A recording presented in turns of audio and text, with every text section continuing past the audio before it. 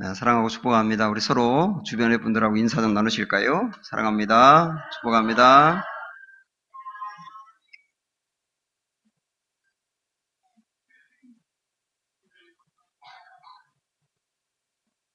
오늘 죽으면 어디로 갈까? 이런 제목이 되겠습니다. 제가 장례식에 가서 설교할 때 이 이야기를 참 많이 합니다. 제가 군대에서 장교 훈련을 받을 때 한 번은 수십 킬로미터 행군을 하게 됐어요.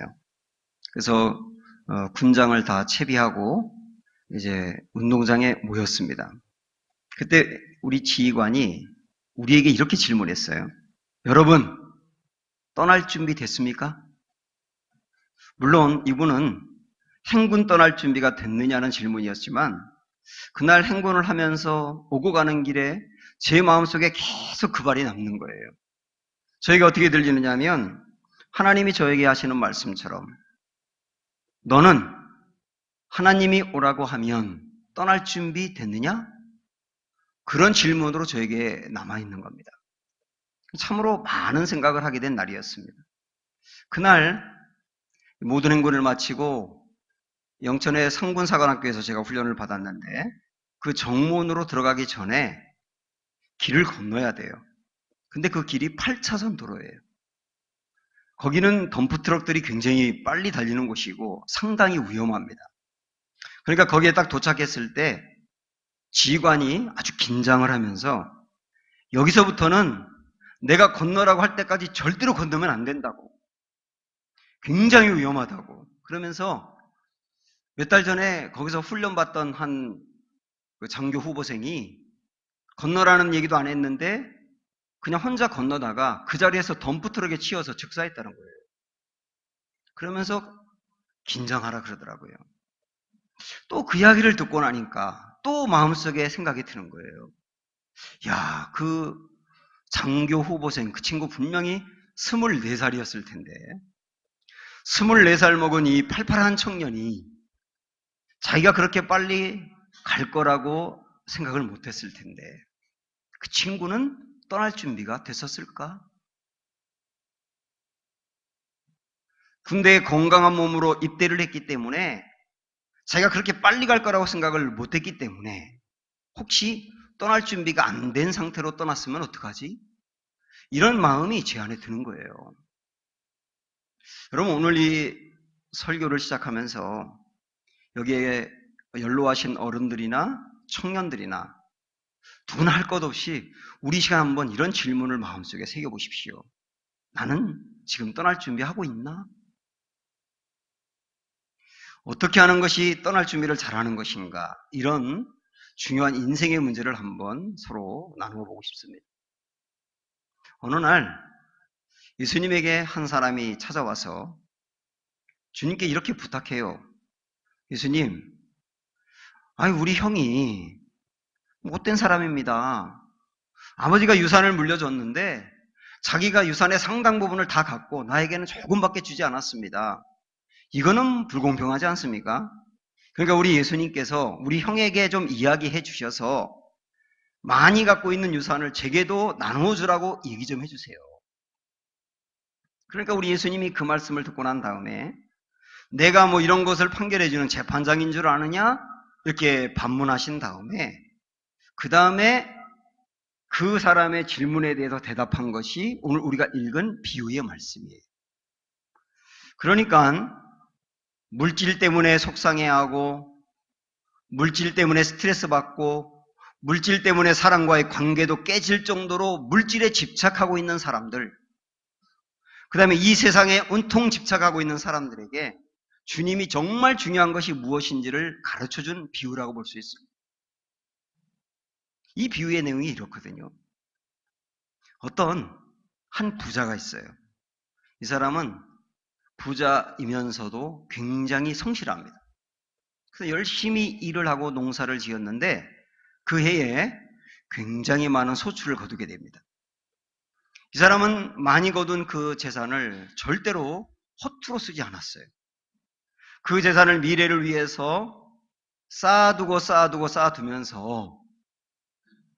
잘 쌓아두기 위해서 창고를 지었습니다. 그리고 두둑히 쌓여있는 그 재산을 바라보면서 기뻐하고 만족했어요. 그러면서 스스로 자기가 하는 말이 뭐냐면, 앞으로 미래를 위하여 많은 것을 쌓아두었으니 이제는 먹고 마시고 즐기고 쉬자. 그렇게 얘기했다는 거예요. 그런데 이 사람에 대해서 하나님이 뭐라고 말씀하시는지 20절 볼까요? 시작. 하나님은 이르시되 어리석은 자여. 네. 어리석은 자여. 뭐라고요?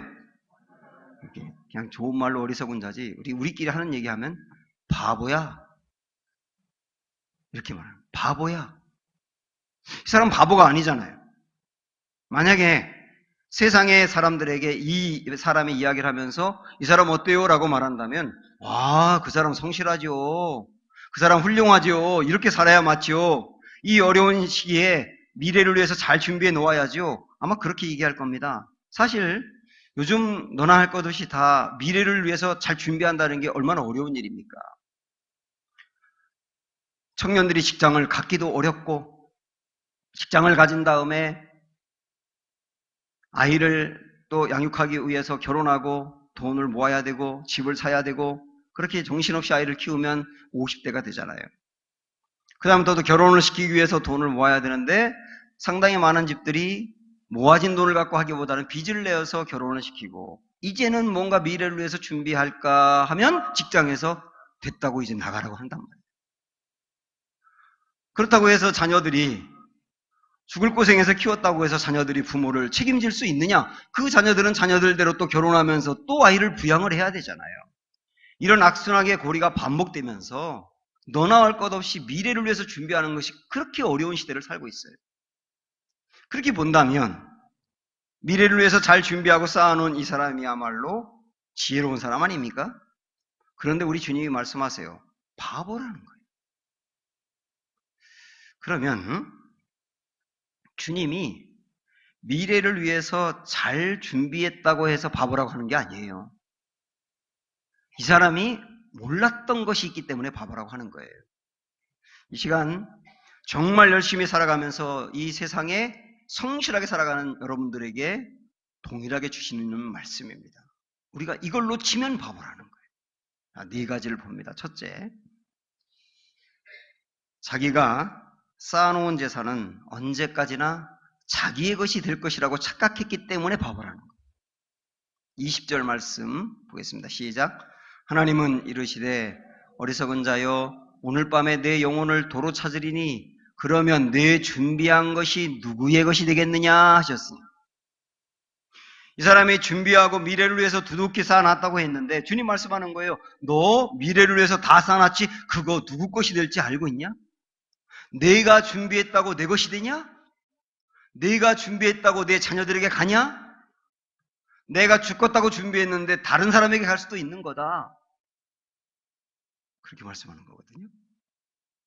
이건 조금 다른 농담이긴 하지만, 요즘 남편들이 직장에서 정말 열심히 일해가지고 돈을 벌면, 만약 직장 안 다니는 주부들이 집에 있으면 주부들이 그걸 갖고 쓰는데, 남편들은 점심시간에 5,000원, 6,000원짜리 된장찌개 먹고 아내들은 2만 원짜리 패스트푸드 먹잖아요. 우리끼리 얘기지만 솔직히 그렇잖아요. 내가 죽을 고생해서 벌었다고 내가 쓰냐? 내 가정에 쓰는 건 그나마 괜찮은데 이게 어디로 흘러갈지 아느냐? 이 사람 쌓아놓은 거 자기가 누리지 못했거든요. 그래서 어리석다는 거예요. 두 번째, 이렇게 재산을 쌓아두면 영원히 행복할 줄 알았기 때문에 바보라는 거예요. 19절에 있는 말씀 볼까요? 시작. 또 내가 내 영혼에게 이르되 영혼아, 여러 해 쓸 물건을 많이 쌓아두었으니 평안히 쉬고 먹고 마시고 즐거워하자 하리라 하되. 이 사람이 스스로에게 말하는 거예요. 내 영혼에게, 자기에게 스스로 뭐라고 말하냐면, 와, 이제는 미래를 위하여 많이 쌓아뒀으니 이제는 평안히 쉬고, 평안히 쉬고. 그 말은 뭐예요? 이제는 내가 미래를 위하여 준비해 놨으니 이제는 나는 평안하다. 이제는 나는 안식할 수 있다. 근데 여러분 엄밀히 생각을 해보십시오. 물질을 많이 쌓아놓으면 편안한 거지 평안한 겁니까? 편안과 평안은 굉장히 차이가 나요. 물질이 많으면 편안한 것은 사실이에요. 그렇다고 평안이 보장되어 있느냐? 편안한데 평안하지 못한 사람들 우리 주변에 허다하게 많고요. 편안하진 않지만 평안한 사람도 굉장히 많습니다. 편안과 평안이 같이 가는 게 아니에요. 평안은 마음의 문제거든요. 그래서 성경에서는 평안을 어떻게 얻느냐? 시편의 말씀 볼까요? 시작. 내 영혼아 내 평안함으로 돌아갈지어다. 여호와께서 너를 후대하심이로다. 평안함으로 돌아가라는 말은 뭐냐면 언제 평안하냐? 여호와께서 나를 후대하실 때 평안하다는 거예요. 후대하신다는 말은 자비를 베풀고 은혜를 베푼다는 뜻이에요. 언제 평안하다고요? 주님의 자비가 있고 주님의 은혜가 있을 때, 다시 말하면 주님과의 관계가 친밀하고 좋을 때 우리에게 임하는 게 평안이라는 뜻이에요. 세 번째 사람이 몰랐던 착각을 볼까요? 그날 밤에 죽을 수 있다는 것을 몰랐다는 거예요. 자, 20절의 말씀 다시 봅니다. 시작. 하나님은 이르시되 어리석은 자여 오늘 밤에 내 영혼을 도로 찾으리니 그러면 내 준비한 것이 누구의 것이 되겠느냐? 오늘 밤에 내 영혼을 도로 찾으리니 이 사람은 열심히 일할 만큼 건강했고요.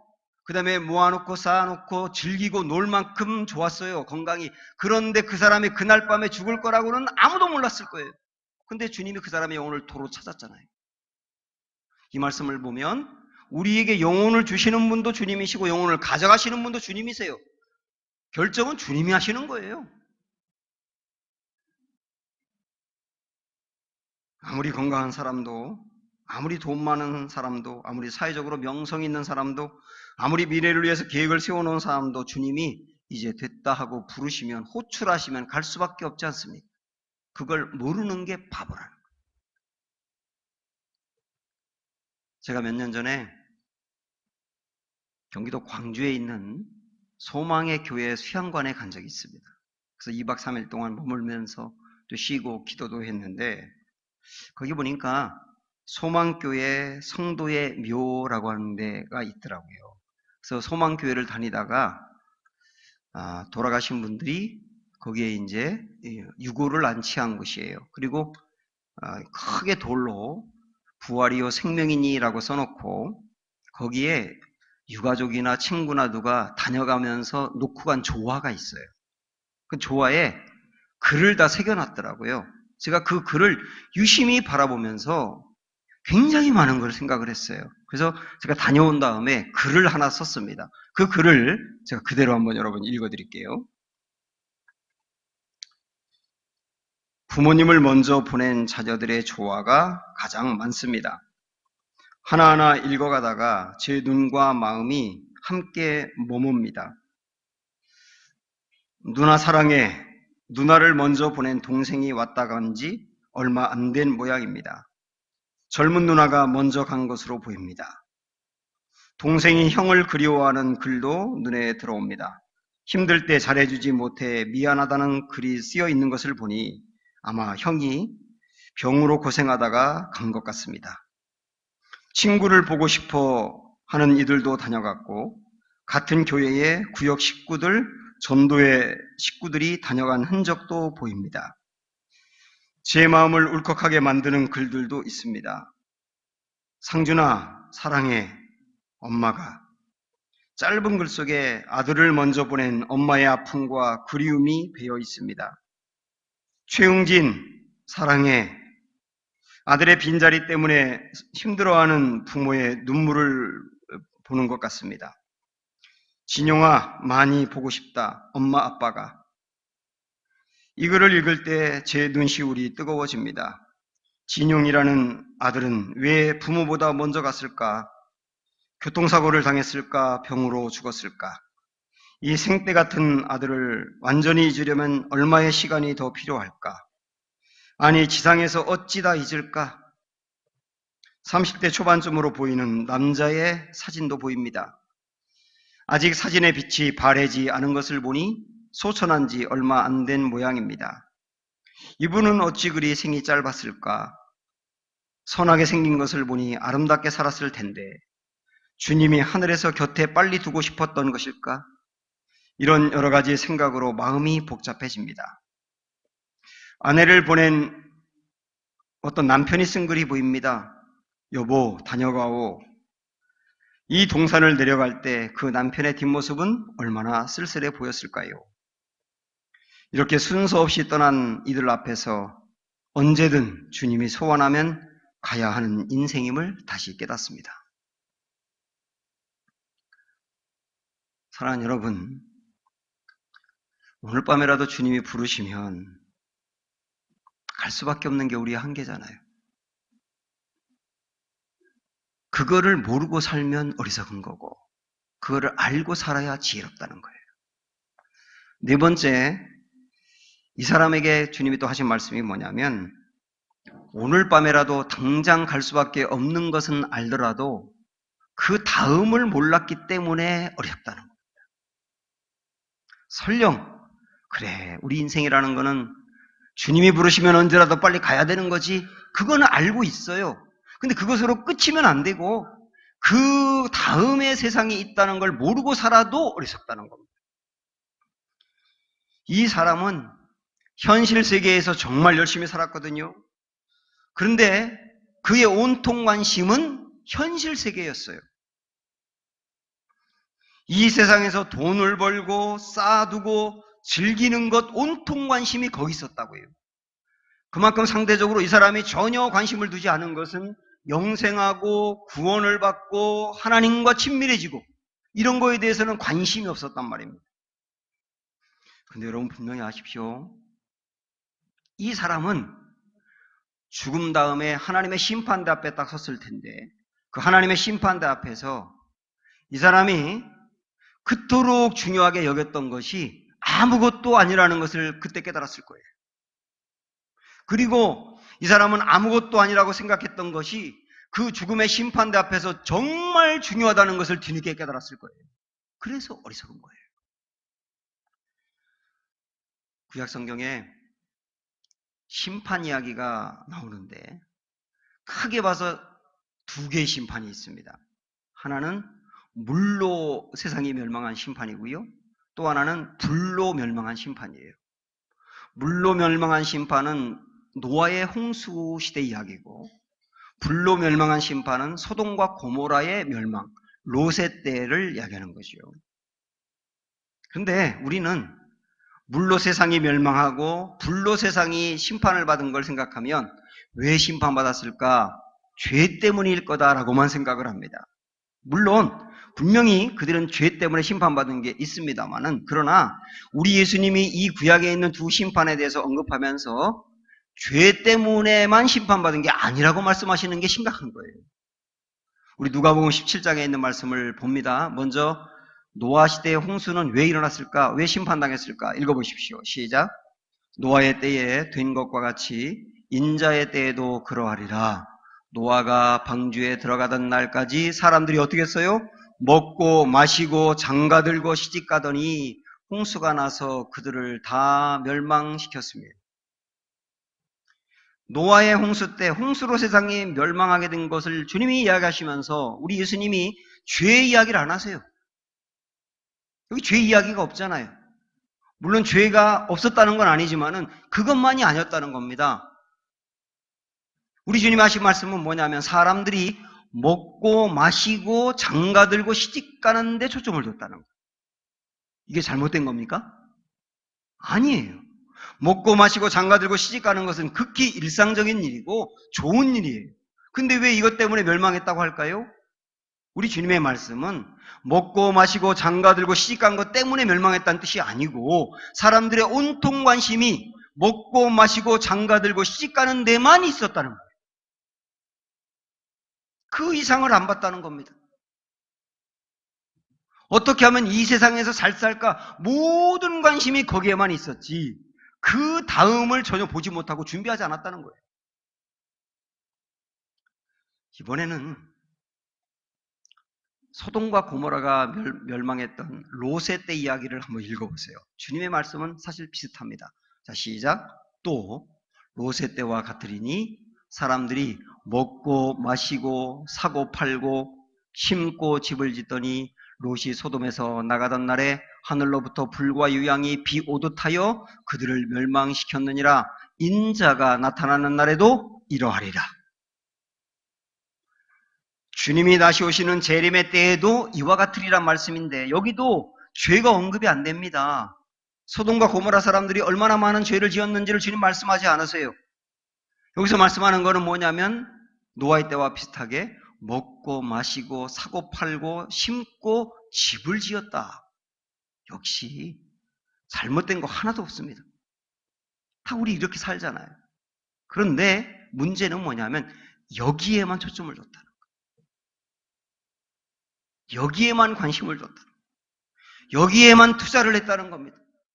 그 다음 영원의 추수의 때가 오는데 주님의 심판대 앞에 서야 될 날이 오는데 그 날을 위해서 아무것도 준비하지 않았다. 결국 그래서 멸망했다고 말씀하고 있지 않습니까?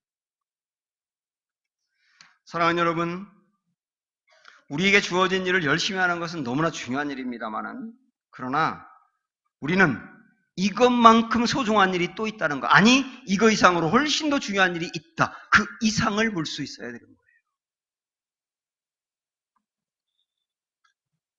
현재 우리가 살아가고 있는 이 세상의 삶이 전부가 아닙니다. 우리는 여기에서 보내고 있는 시간보다 훨씬 긴 시간을, 영원한 시간을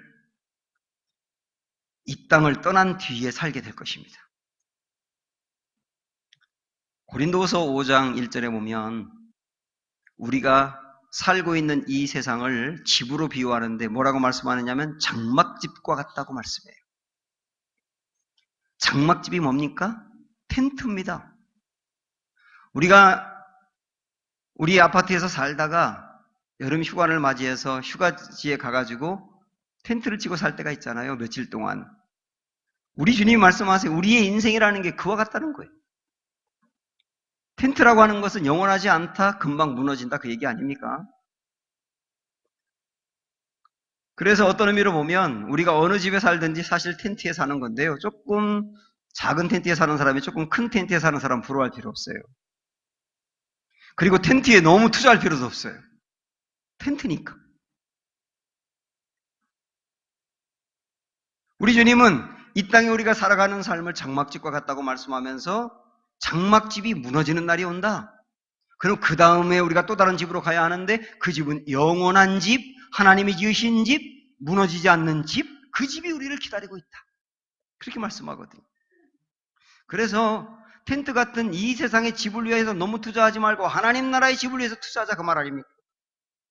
우리가 죽으면 우리 앞엔 두 길이 딱 놓여 있을 겁니다. 천국의 길이든 지옥의 길이든 둘 중에 하나의 길로 우리가 분명히 가게 될 것입니다. 근데 여러분 분명히 아세요? 천국과 지옥 두 군데 중에 한 군데로 우리가 갈 텐데 거기서 영혼을 보내게 될 겁니다. 어떤 사람은 천국에서 영혼을 보내게 될 거고요. 어떤 사람은 지옥에서 영혼을 보내게 될 겁니다. 근데 천국에서 영혼을 보내든 지옥에서 영혼을 보내든 그것을 결정하는 것은 이 땅의 짧은 삶에서 하나님과 어떤 관계를 맺었느냐로 결정하는 거예요. 하나님과 관계를 잘 맺고 예수 그리스도를 구주로 영접하고 십자가와 부활을 믿고 그러면 사랑하며 살았던 사람은 영혼을 천국에서 보낼 것이고, 이 부자처럼 이 땅이 전무인 줄 알고 세상에만 관심을 두고 영혼을 위하여 준비하지 아니하고 관심을 두지 않았던 사람은 영혼을 지옥에서 보내게 된다는 얘기예요. 그래서 여러분 이 시간에 우리 한번 다 같이 마음에 새겨보세요. 나의 영혼은 어디에서 보낼까? 이 두 가지, 천국이든 지옥이든 한 군데로 가서 영혼을 보낸다는 것을 우리가 정말 마음으로 받아들인다면 우리는 지금과 다르게 살아야 되겠죠?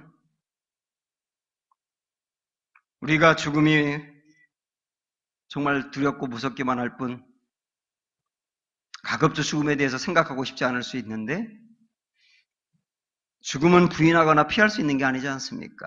결국은 순서 없이 만나게 될 일이잖아요. 그 죽음을 만났을 때 우리 영혼을 어디서 보낼까를 그때 결정할 수는 없지 않습니까? 지금 결정해야죠. 아이들이 엄마 뱃속에서 9개월을 있다가 세상에 나오지 않습니까? 그 9개월이라는 짧은 기간 동안은 이 세상에서 8, 90년을 살기 위해서 준비하는 기간이잖아요. 우리가 이 땅에 8, 90년의 삶은 앞으로 영원이라는 것을 준비하는 삶이잖아요. 짧게 살았고 짧게 있었지만 그 준비한 것으로 영원을 결정한단 말이에요. 그래서 우리가 죽음이라고 하는 것을 사실 준비만 하고 있다면 두려워할 것이 없습니다. 우리의 존재는 죽음으로 끝나는 것이 아니라 우리 죽음 이후에 또 다른 존재로 계속 이어지는 거 아닙니까? 그래서 두려워할 것이 없어요. 영혼과 비교하면 이 세상에서 우리에게 주어진 날은 눈 깜짝할 정도로 짧은 기간입니다. 그런데 짧은 기간의 준비로 영혼을 결정한다니까요. 그래서 오늘 밤에 주님이 나를 부르시면 갈 준비가 되었는가? 이거를 생각하며 사는 분이 지혜로운 분이고 우리 모두가 그렇게 되기를 축복합니다. 그래서 메투에니라고 하는 분이 했던 이 말을 우리 한번 마음에 새겼으면 좋겠네요. 시작. 우리의 마지막 날을 준비하는 것이 매일의 일이 되어야 한다. 우리의 마지막 호흡이 멈추는 날, 분명히 그날 저와 여러분에게 오게 될 텐데 마지막 호흡이 멈추는 날 무슨 옷을 입고 있느냐가 뭐가 중요하겠습니까? 어디에 살았었느냐가 뭐가 중요하겠습니까? 얼마나 가졌었느냐 그게 뭐가 중요하겠어요? 정말 그 순간에 중요한 것은 예수를 믿었느냐이고 사랑을 행했느냐 아니겠습니까? 그러므로 어떤 인생을 살 것인지 깊이 생각을 하고 오늘 저는 이 설교가 우리 인생의 후반전을 다르게 살 수 있는 기회와 계기가 되기를 축복해드립니다. 우리에게 시간은 남아있어요, 여전히. 한비아라고 하는 분이 쓴 책을 제가 봤더니 우리의 일생을 이렇게 비유를 하더라고요. 재밌게. 만약에 한 사람이 80년을 산다고 하면 80년을 하루 24시간으로 환산을 한 겁니다. 그때 40살을 살았다면 딱 정오까지 살았겠지요. 딱 반을. 그 다음부터는 후반전으로 가게 되는데, 그리고 제가 계산을 해봤더니 제가 올해 이제 만으로 50살인데 제가 오후 3시를 달리고 있더라고요. 여러분 몇 시를 가고 있는지 한번 계산을 해보십시오. 계산이 안 되면 예배 끝나고 저한테 오면 잘 계산해 드리겠습니다. 나는 지금 몇 시를 가고 있나? 오후 3시를 가고 있다면 앞으로 굉장히 많은 시간이 남아있지 않습니까? 정말 잘 살아야 되겠다는 거예요. 사실 제가 한비아 그분의 책을 읽고 야, 이게 굉장히 중요하구나 하고 정말 잘 살아야지 하고 깨달았던 게 오후 1시 때였거든요. 근데 2시간이 확 지나간 거예요. 우리 80년을 그렇게 계산할 수 있는데 90살까지 산다고 계산하면 축구 시간으로 계산할 수 있어요. 축구가 전반전 45분, 후반전 45분이지 않습니까? 그래서 45살을 사는 분들은 전반전 끝났네요.